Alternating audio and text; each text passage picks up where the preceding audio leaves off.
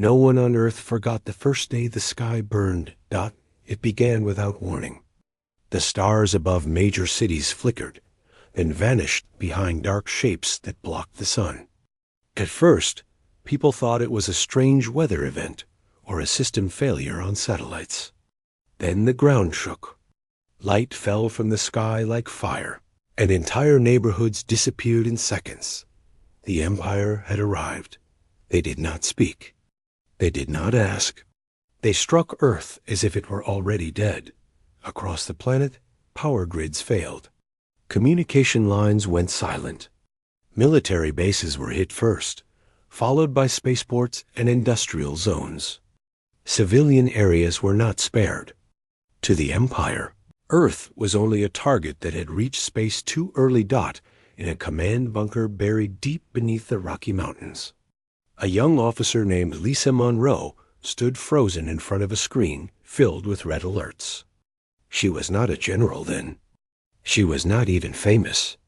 She was simply one of many officers trying to understand what was happening while the world above her burned. Reports came in broken pieces. Cities gone. Fleets destroyed before they could launch. No known weapon could break the enemy shields. Every defense plan failed within minutes. By nightfall, Earth had lost millions. And yet, Earth did not fall. The Empire had expected panic, surrender, and collapse. Instead, something unexpected happened. Human forces stopped following old rules. Local commanders acted on instinct.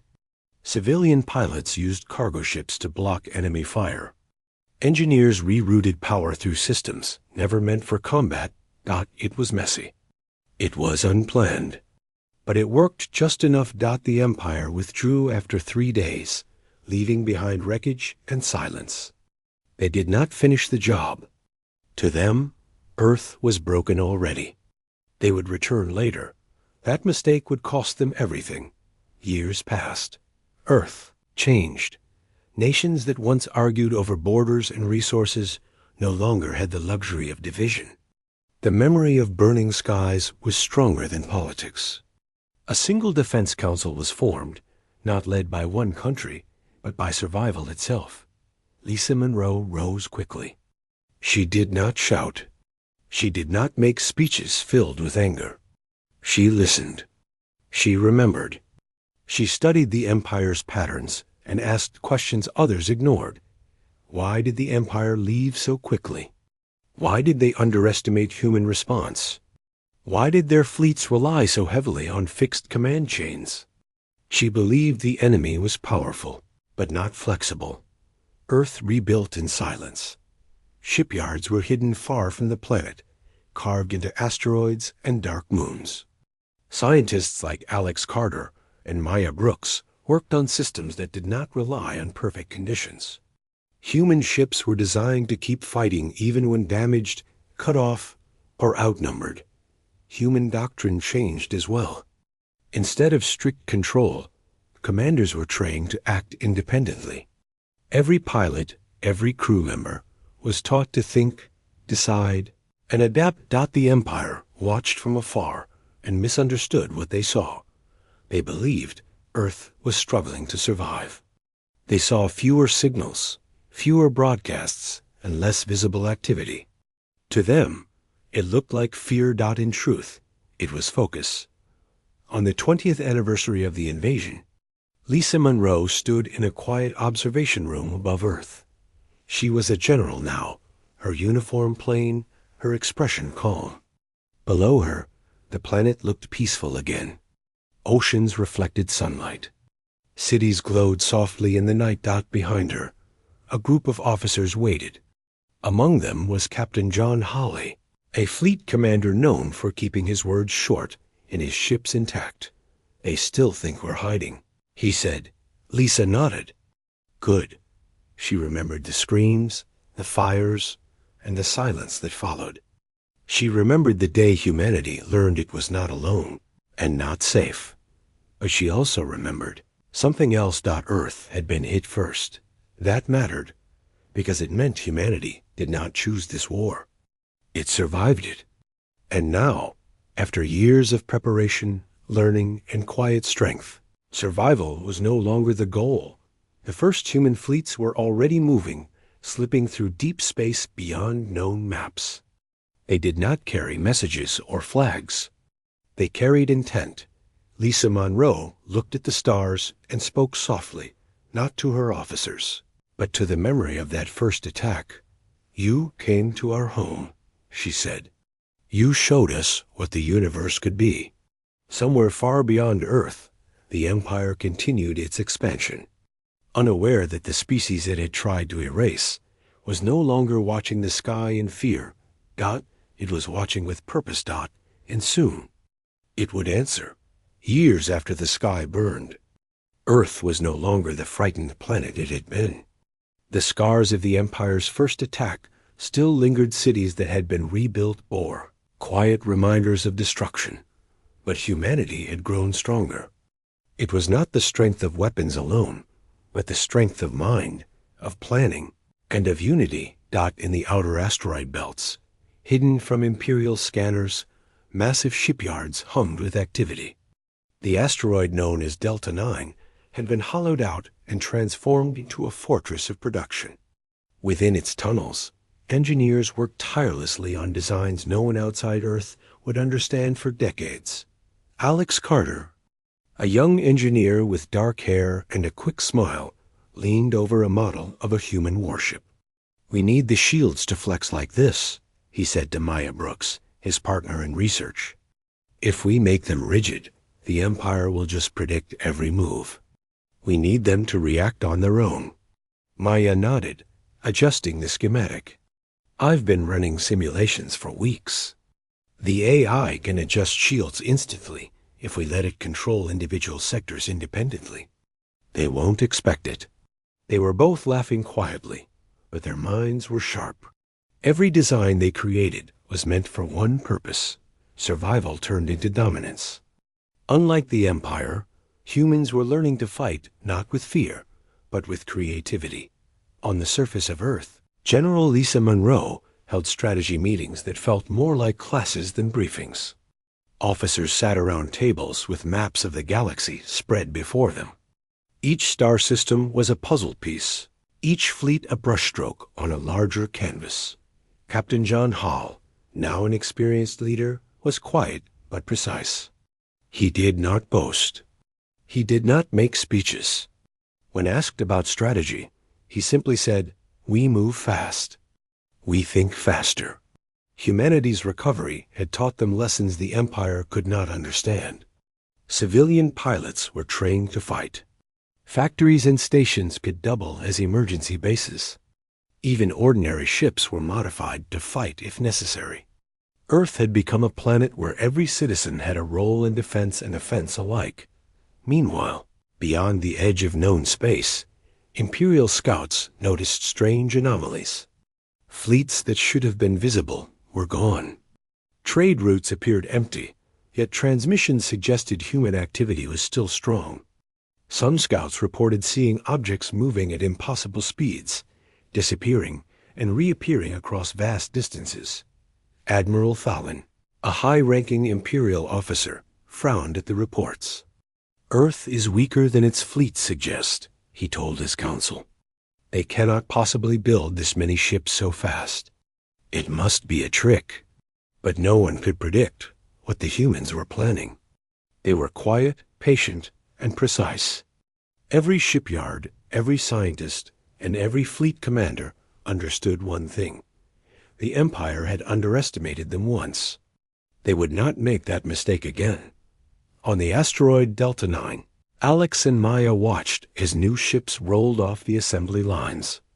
Each was smaller than an Imperial dreadnought, but faster, more flexible, and unpredictable. These ships were designed for humans, built around human ingenuity and adaptability rather than raw power. "Do you ever think they'll realize what we're doing?" Alex asked, checking a ship's power core. "Not until it's too late," Maya replied. "That's the advantage. They expect us to be weak. We've turned that into a weapon." Across Earth, civilians contributed in ways that the Empire would never consider. Farmers supplied rare minerals. Doctors developed treatments for long-duration space travel. And educators trained new generations in tactics and strategy. It was a society built for war, yet thriving in peace. Earth had become self-sufficient, resilient, and unstoppable in ways the Empire could not imagine. At the same time, General Monroe inspected training exercises. Pilots practiced maneuvers that seemed reckless to an outsider. Fleets operated without centralized commands, each ship capable of independent decision-making. It was chaos, but it was the kind of chaos that could defeat the Empire's rigid tactics. A young recruit, Ben Foster, approached her with a question. "General, if they attack first again, how do we survive?" She studied him carefully, her gaze steady. "We don't just survive," she said. "We learn. We adapt. And one day, we decide the fight goes on our terms." Her words were simple, but they carried a weight that everyone in the room felt. The Empire had hit Earth first, but humanity was forging its future in silence. Every day, every new ship, every plan, was another step toward a war the Empire thought it controlled. Weeks turned into months. Human fleets trained in secret, venturing further into the belt, practicing coordinated strikes, testing AI-assisted systems, and improving their designs with lessons learned from simulations. Every pilot, every engineer, and every officer understood one truth: the Empire would return, and when it did, Earth would not be waiting in fear. It would be ready. In a quiet chamber overlooking the Pacific Ocean, Lisa Monroe watched the stars. She thought of the Empire, of the day the sky burned, and of the people who had given everything to survive. The memory was sharp, but no longer painful. Instead, it was a reminder that humanity could endure anything. Her assistant, a young officer named Lucy Grant, handed her a tablet with new intelligence. Reports of Empire movements were scattered, but patterns were beginning to appear. "They're expanding faster than expected," Lucy said. "They might not notice us yet, but they're pushing into sectors where we've already hidden ships." Lisa smiled faintly. "Then it's time to make them notice," she said. The quiet forge of humanity continued, unseen by the Empire. Asteroids hid shipyards, darkness hid fleets, and silence hid determination. Every act of preparation, every test of technology, and every human life committed to the cause was a step closer to turning the tables. And far away, in the deep reaches of space, the Empire continued to grow arrogant. They still believed Earth had been broken by the first attack. They still thought humanity was weak, fearful, and scattered. They were wrong, because in the shadows, humans trained, built, and waited. Every ship launched, every strategy refined, and every young officer taught was part of a plan that had been decades in the making. Earth had endured, and it was no longer fighting to survive. It was preparing to fight to win, and when the Empire finally realized the truth, it would already be too late. The Empire thought they knew humanity. They believed Earth was fragile, divided, and cautious. They had not counted on the quiet strength that had been growing in the shadows for decades. On the edge of the Imperial system, Captain John Hawley led a human task force aboard the ship Artemis. It was smaller than an Imperial cruiser, but faster, more flexible, and packed with clever designs that no Imperial officer would expect. The crew worked in silence, each member focused on their role. Ben Foster, one of the youngest pilots, checked his console. "Target coordinates locked," he said. His voice was steady, even though the fleet was about to engage, an enemy far stronger than anything he had ever faced. Lisa Monroe watched from Earth Command. She had prepared for this moment for years. Every calculation, every ship, every plan had led to this first strike. She did not feel fear. She felt readiness. "Move forward," she said calmly. "Strike fast, then disappear before they can react." The human fleet emerged from the hidden warp lanes. Imperial scouts spotted them too late. The first shots were fired, not to destroy, but to confuse. Human ships used unusual patterns, weaving in and out of enemy fire, splitting into smaller groups, and regrouping unpredictably. The Empire was caught off guard. Their ships were powerful, but rigid. Every maneuver had been designed for discipline, not for the unexpected. The human fleet exploited every weakness. Maya Brooks monitored the fight from the shipyard's command hub, running real-time calculations. "They're not expecting this," she said. "Every move they make is predictable. Every shield, every weapon can be countered." Alex Carter nodded. "That's the advantage. We're not strong in brute force, but we are unpredictable. That's what wins this first battle." Back in space, the first Imperial cruiser fell to human tactics. It was not destroyed outright. Instead, it was disabled and boarded. Human soldiers moved quickly, capturing prisoners who were stunned by the speed and skill of their attackers. One of the prisoners, a young Imperial officer named Variz, stared in disbelief. You're just humans," he said. How did you get here?" Captain Hawley did not smile. "We were always here," he said simply. "You just didn't notice." The humans moved fast. Every strike, every maneuver, was meant to send a message. They did not just want to win a battle. They wanted the Empire to realize that Earth had grown beyond their expectations. Reports from other fleets soon confirmed the surprise. Human ships appeared in multiple sectors, striking outposts the Empire believed safe. Imperial leaders were confused. Their networks were disrupted, their communications delayed, and their scouts were reporting only fragments of human activity. In a distant control room, Admiral Fallon slammed his fist on the table. "How is this possible?" he demanded.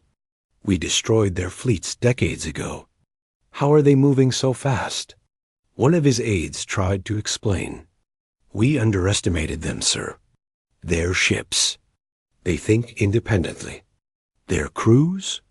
They improvise." Fallon shook his head. "Improvise? Humans are supposed to be weak. This cannot be happening." Meanwhile, Captain Hale's fleet had taken control of a key outpost. Soldiers secured it, and engineers began repurposing the Imperial technology for human use. Every move was precise, calculated, and designed to confuse. Lucy Grant, coordinating communications, reported back to General Monroe. "They're stunned," she said. "Imperial forces are trying to regroup, but we've already disrupted their network. We can hit another system next." Monroe's eyes were steady. "Good. Keep pressure on. Don't give them a moment to recover. Remember, the goal is not just to fight them, it's to show them that Earth is no longer the target. Earth is now the threat." The first contact was not perfect. Some human ships were damaged, and a few pilots had close calls. But every mistake became a lesson. Every strike, every maneuver, reinforced the idea that humans could adapt faster than the Empire could predict. On Earth, civilians watched the reports in awe. For years, they had feared the Empire would return. Now they saw that humanity was not only defending itself, it was leading the attack. Ben Foster, after completing a daring maneuver that disabled an enemy ship, looked out at the stars. "They hit us first," he said softly to his co-pilot. "Now we're showing them how humans fight." Maya Brooks and Alex Carter continued their calculations. "This is just the beginning," Maya said. "Every fleet we send out teaches the next one something new. The Empire has never faced an enemy like this." As the battle ended, the human fleet withdrew, disappearing into hidden warp lanes before the Empire could fully respond. Imperial command was left with confusion, damaged fleets, and captured officers who could not explain what had happened. Admiral Fallon was furious. "We underestimated them," he admitted to no one in particular. "We thought we broke them decades ago. We thought we knew humans. We were wrong. Back on Earth, General Monroe allowed herself a small, quiet smile. The first strike had not destroyed the Empire, but it had done something equally important. It sent a message. You came to our home, she whispered, recalling the day the sky burned. You thought we were weak. You were wrong. Captain Hale's voice crackled over the comms. All ships accounted for, General. Mission successful. They know we exist, and they know we're ready. Monroe nodded. Good. Prepare for the next phase. We strike again, but only where they least expect it. We are patient, and patience is a weapon they cannot counter. In the Empire's systems, leaders whispered of human unpredictability. They did not yet understand that Earth had spent decades preparing for this moment. Every calculation, every innovation, every new recruit had been designed to turn the tables. The first contact had been reversed. Humanity was no longer on the defensive. Humanity had become the hunter, and the Empire would learn that underestimating humans had been their greatest mistake. The Empire had not yet recovered from the first strike. Imperial fleets were scattered, communications delayed, and outposts that had seemed secure were now in chaos. The humans had shown one undeniable truth. Earth was no longer a victim. On the command deck of the flagship Liberty, General Lisa Monroe prepared for something she had never done before, a direct transmission to the Empire's ruling council. She did not shout, nor did she wave her arms dramatically. She had no need for theatrics. Every word she would speak was meant to carry certainty.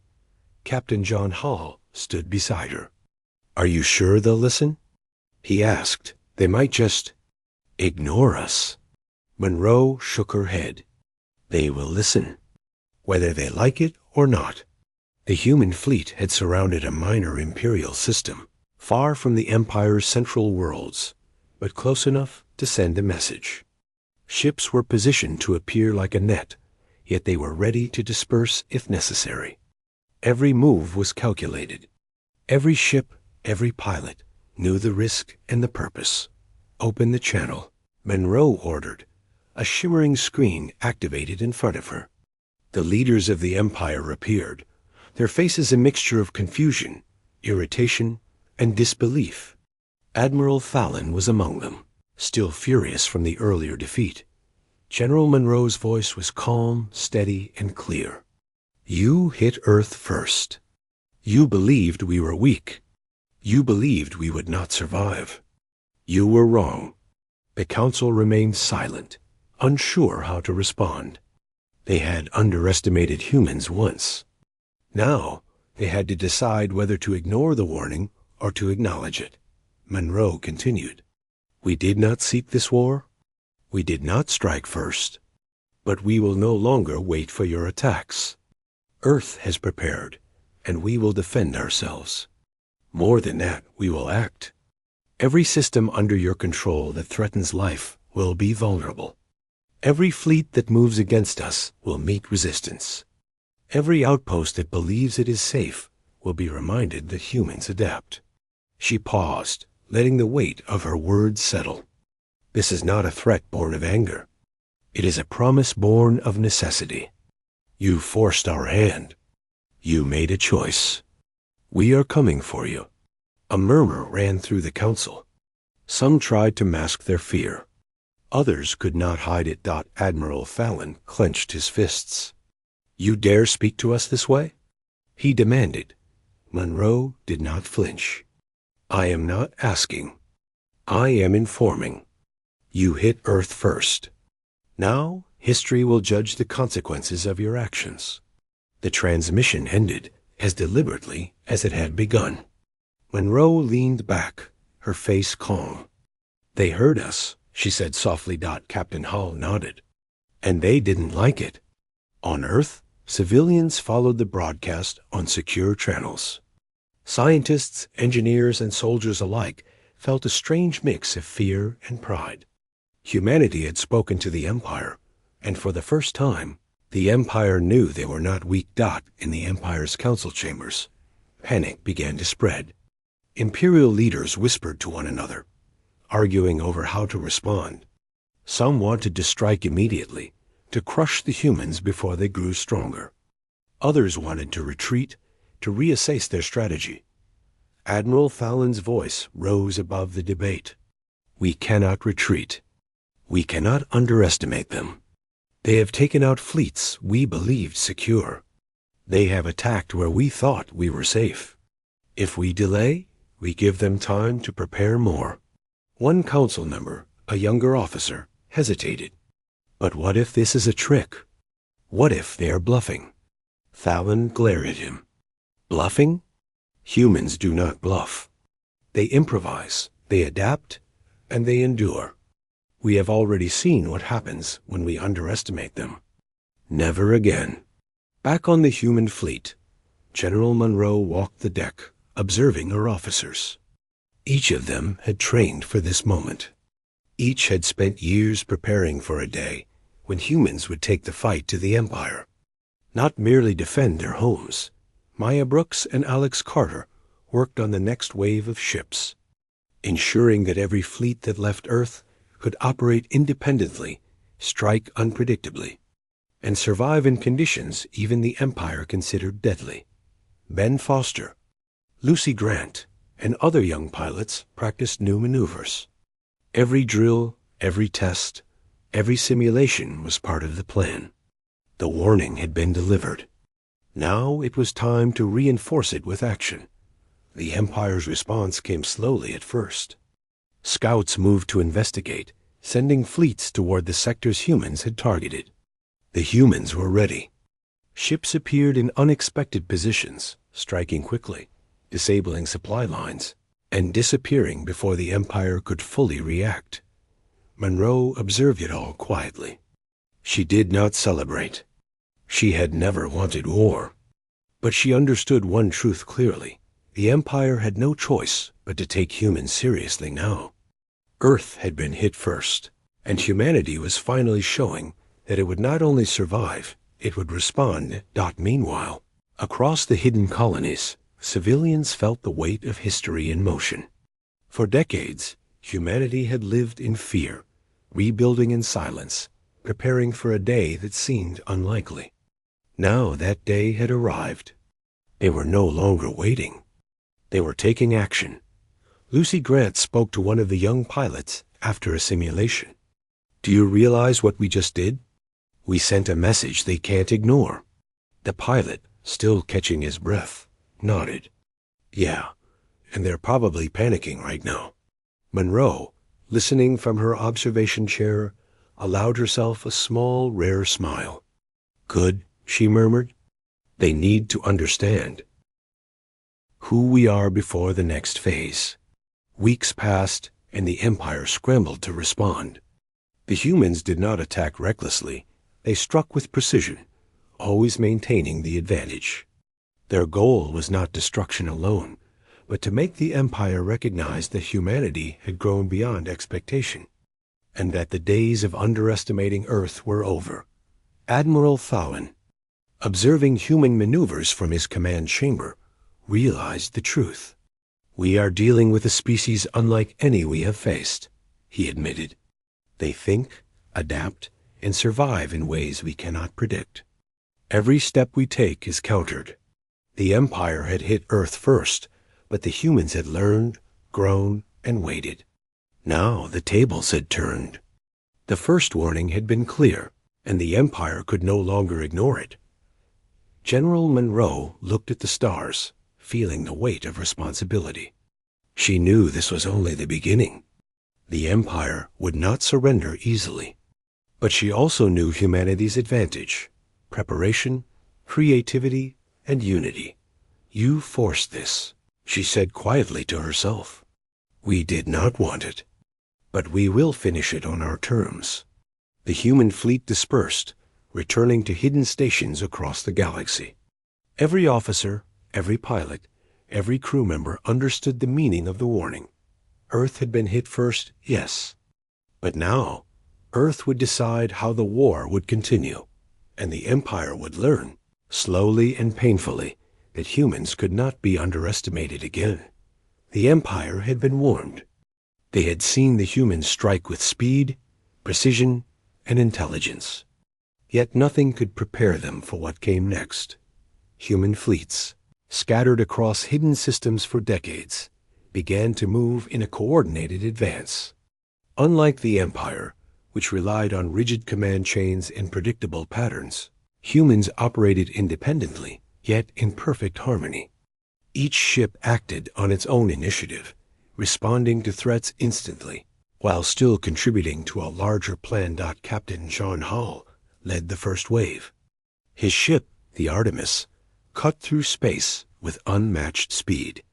Every pilot, every crew member, knew their role not because of orders, but because of training, intuition, and trust. Systems green, and Foster reported from the cockpit. Shields ready.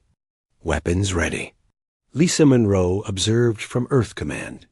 She did not need to give orders. Every officer had memorized the strategy, understood the goals, and was prepared for every eventuality.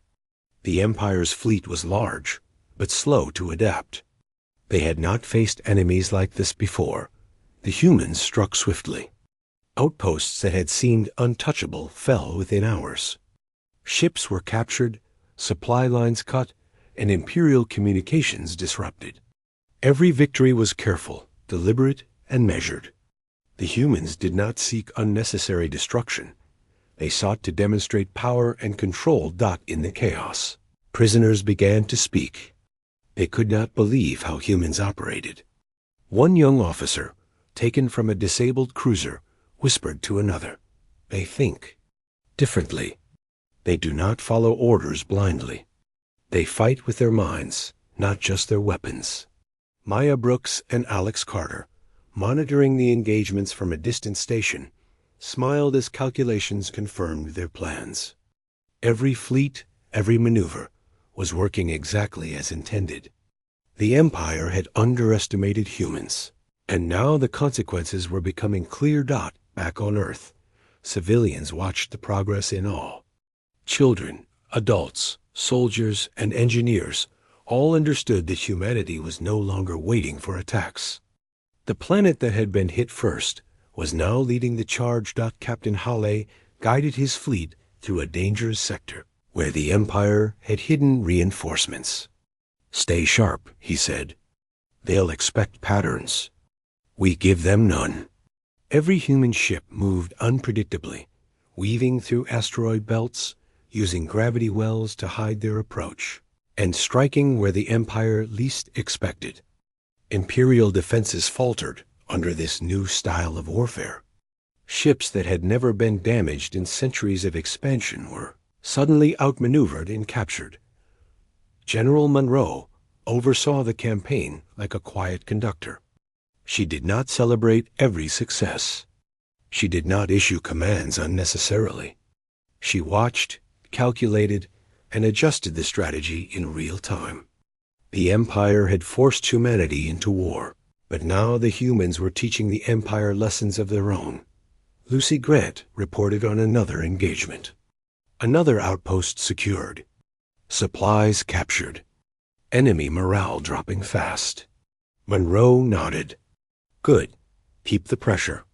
Do not let them think they can recover. This is not just a battle. It is the turning of the tide." Imperial leaders were panicking. Admiral Fallon barked orders, but his commands were countered at every turn. Human ships had no predictable pattern. Their crews improvised, adapted, and struck where it hurt most. The Empire's rigid tactics were collapsing under pressure. One captured officer looked at his human captors, amazed. How are you so fast? So precise? We thought you would hide. Wait, begged for mercy. Captain Hala simply shook his head. We survived. We prepared. We adapt.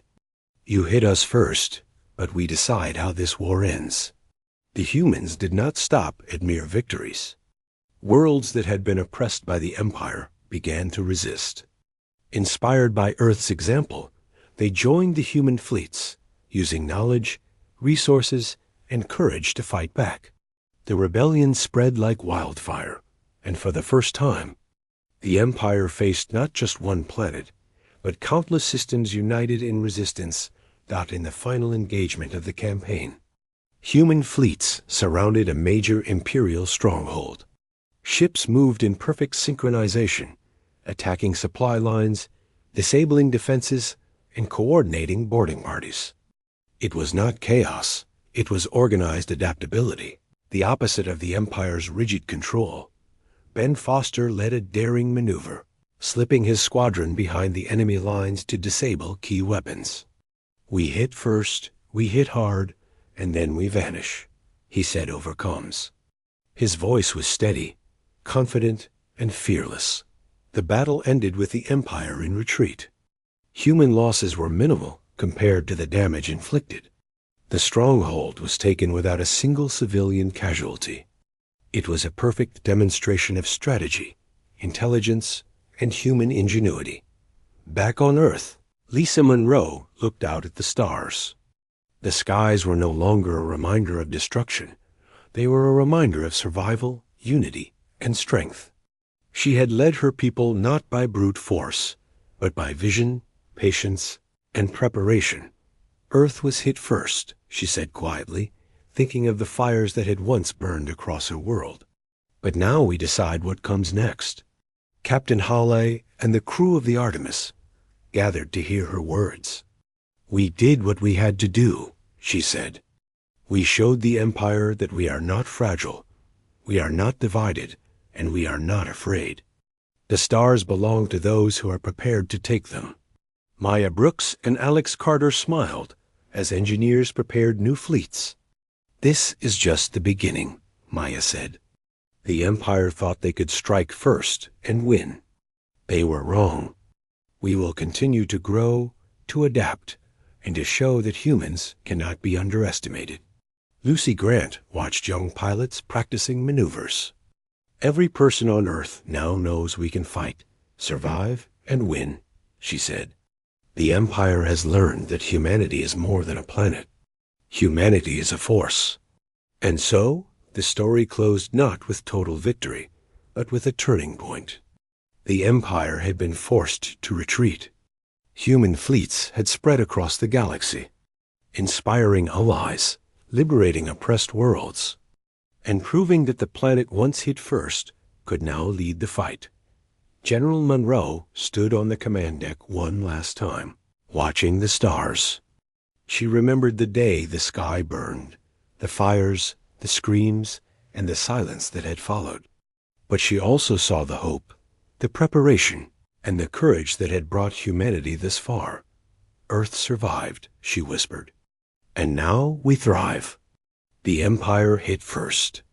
We answered, and we will decide how the stars are won." The galaxy had changed forever. Humanity had risen, not just to survive, but to shape the future. The first strike had ended with a warning. The second strike had begun with humanity answering the call. And in the vast darkness of space, one truth remained clear. Humans would no longer wait for attacks. They would move forward, united, adaptable, and unstoppable. The stars belonged to those who were ready, and humanity was ready.